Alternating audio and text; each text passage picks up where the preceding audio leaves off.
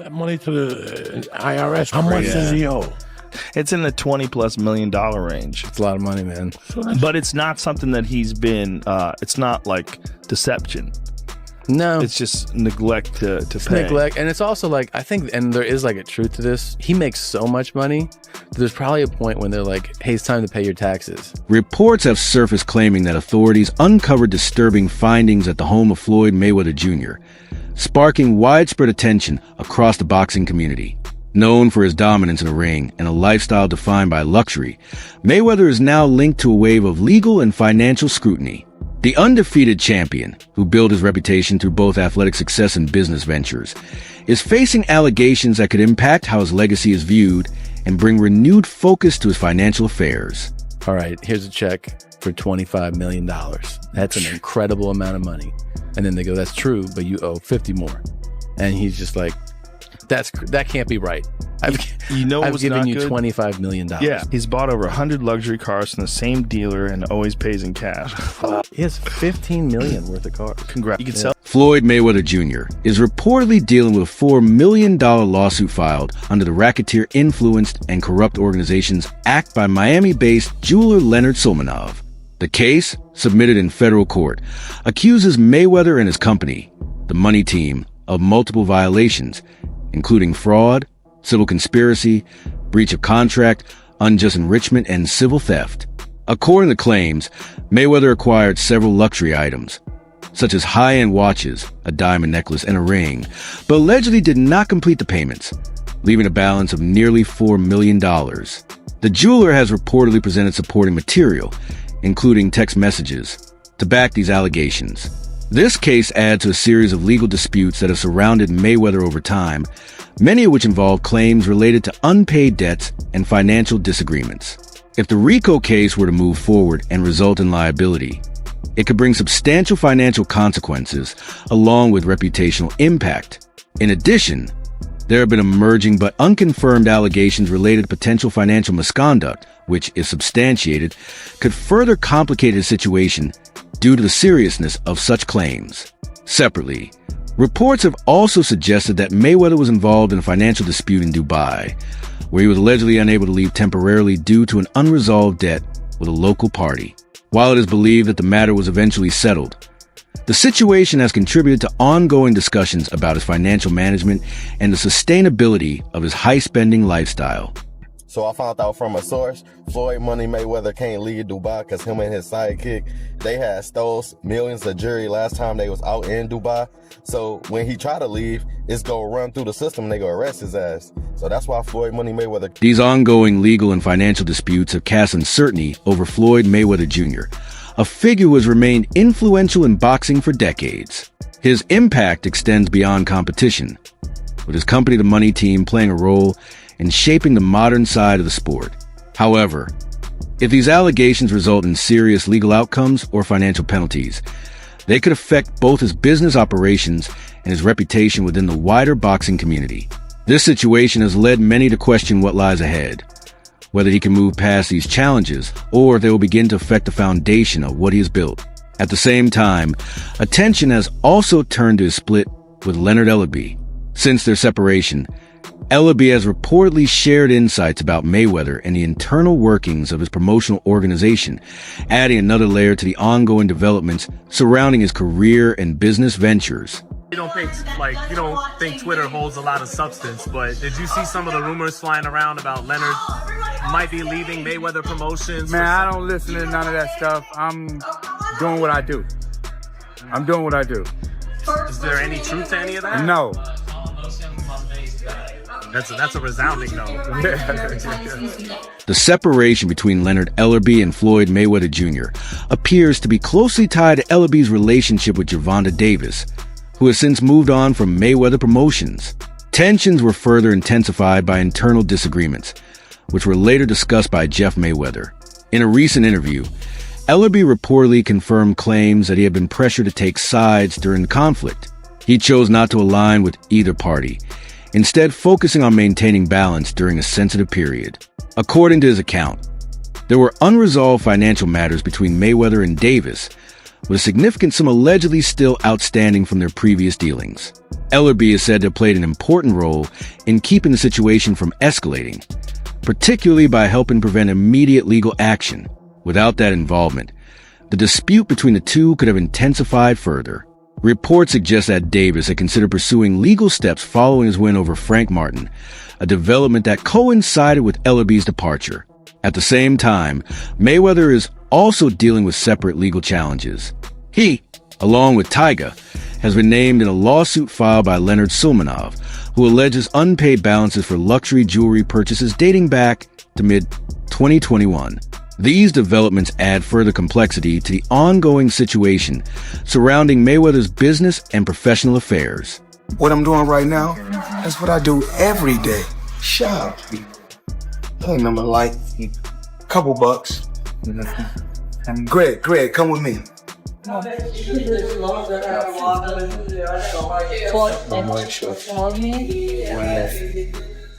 didn't get these. Yeah. I did? Yes, sir. Yeah. Don't give a fuck. We make it that stuff. Leonard Sulmanov, owner of Lenzo & Company, filed a lawsuit in Miami federal court on August 23rd, citing violations under the Racketeer Influenced and Corrupt Organizations Act. The case includes allegations such as fraud, civil conspiracy, breach of contract, and civil theft. According to the filing, Floyd Mayweather Jr. allegedly acquired several high-end items, including luxury watches from brands like Audemars Piguet, Richard Mille, Patek Philippe, and a Rolex Presidential Day-Date, along with a diamond ring and necklace. Sulmanov claims that full payment for these items was never completed. The lawsuit states that two initial payments totaling $267,000 were made, but the remaining balance, allegedly around $3.8 million, was not settled, despite multiple attempts to recover the outstanding amount through communication and negotiation. The jeweler claims the issue remained unresolved. The case also references Tyga, born Michael Ray Gwynn Stevenson, who has faced separate allegations related to unpaid luxury purchases. In the filing, Mayweather and his company, the Money Team, are accused of engaging in unfair and deceptive practices in connection with the transaction. These claims remain allegations as the legal process continues. There's reports online that Floyd's a billionaire. You think it's bullshit? I know it is. They're claiming he was doing $100 million a fight, and I'm claiming he in his whole career has made about $100. This situation is not isolated, as Floyd Mayweather Jr. has faced multiple legal disputes in recent months. In January, Eduardo Martinez filed a lawsuit claiming that an incident occurred 2 years earlier at a Yard House location. According to the complaint, Martinez attempted to record Mayweather, which allegedly led to a confrontation with members of a security team. The situation reportedly escalated into a physical altercation and an attempt to take his phone. Martinez is seeking approximately $3 million in damages, citing physical injuries along with emotional distress and humiliation. In a separate case, Leonard Sulmanov has filed a lawsuit in Miami federal court against Mayweather and the Money Team under the Racketeer Influenced and Corrupt Organizations Act. The filing includes allegations such as fraud, civil conspiracy, breach of contract, unjust enrichment, and civil theft. Tyga is also named in the case over a separate claim involving unpaid luxury purchases. The lawsuit describes a series of meetings in Miami Beach in June 2021, where Sulmanov alleges he sold multiple high-value items, including watches from Audemars Piguet, Richard Mille, Patek Philippe, and Rolex, along with diamond jewelry. He claims he only received two partial payments totaling $267,000 before Mayweather left, leaving an alleged outstanding balance. The filing also states that there were requests to restrict phone usage during the meetings, though Sulmanov claims he recorded parts of the transaction. These developments surface alongside comments from Leonard Ellerby regarding financial performance related to exhibition events, including the bout involving John Gotti III. All of these claims remain part of ongoing legal proceedings, and no final rulings have been made. Did you see the Mayweather Gotti thing yesterday? So John Gotti, the mobster, his grandson, the brawl, he was holding. So Floyd is just piecing him up. You know, I mean, even at 46, he's the greatest of all time. And this kid is really an MMA fighter. He's a tough guy. He caught Floyd a couple times with some little shots. But mostly he's just getting boxed up by literally the greatest boxer of all time. But he was holding on quite a bit and wouldn't let go and was trying to like hold and clinch and hit, which is something you can do in MMA. So he's protecting himself from Floyd, but he's not letting go. And so Kenny Bayless gets tired of him not listening and not letting go, and he pushes him off and he says, "That's it. I'm stopping this fight. That's it. You won't listen to me. I am calling this fight." So he goes crazy and gets away from Kenny Bayless and just starts wailing punches at Floyd. Look at this, Floyd catches him with a counter right there. Bang! It became a melee. Leonard Ellaby, the former CEO of Mayweather Promotions, claimed that Floyd Mayweather Jr. may have overestimated the financial returns from one of his exhibition bouts. According to Ellaby, the expected earnings from the event were closer to $20 to $25 million, which he suggested would not fully cover certain alleged financial obligations. He also indicated that these exhibition fights were being used as a way to generate income, though his statements have been met with mixed reactions. Some supporters of Mayweather have criticized Ellaby for speaking publicly after leaving the organization, while others have paid close attention to the claims being made. It's important to note that many of these statements remain unverified and are part of ongoing public discussion rather than confirmed facts. Additionally, Gervonta Davis is no longer affiliated with Mayweather Promotions, marking a significant shift within the organization. Figures like Oscar de la Hoya have also commented on the situation, adding to the broader conversation. Overall, different accounts and public statements continue to shape the narrative, with no definitive conclusions established at this time. Floyd Mayweather fought another exhibition against Gotti last Saturday. A real the crowd booing in the arena at the end. But in the middle of the second round, Floyd literally had the referee swapped out. He didn't like that the referee told him to stop hitting behind the head. Floyd is used to having the refs do whatever he wants, and he wasn't getting his way this time. It was so embarrassing. Floyd, you're 50 years old. You're a legend in the sport. I've stood up for you in countless interviews, including Shannon Sharp's podcast last week. But you have to stop embarrassing yourself with these exhibitions. I know life is hard. I know life is expensive. But come on, dude, put your legacy first. Nobody wants to remember you like this. And it gets worse. Your jeweler filed a lawsuit against you in Miami. And many are saying you're gonna have to sell off your assets. I hate seeing this happen, bro. Rick Glazer commented on Floyd Mayweather Jr.'s recent appearances, suggesting they could contradict earlier claims made by Gervonta Davis. However, Leonard Ellaby later put forward a different account, alleging that Mayweather had been restricted in Dubai due to unresolved financial matters. According to Ellaby, his knowledge of the situation stems from his previous role with Mayweather Promotions, where he claimed to have been aware of developments before they became public. He suggested that Mayweather's ability to leave the country may have been affected until certain financial issues were addressed. There have also been various unconfirmed reports circulating about the circumstances surrounding the situation, including claims related to gambling losses, restricted access to funds, and limitations on travel. Some accounts suggest that while Mayweather was able to move freely within the city, there were measures in place that prevented him from departing. Additionally, speculation has grown around the scale of his alleged financial obligations, with some reports suggesting large ongoing repayments. At the same time, discussions have continued about his high-spending lifestyle and how it aligns with these claims. It's important to note that many of these details remain unverified and are based on statements from individuals rather than confirmed official sources.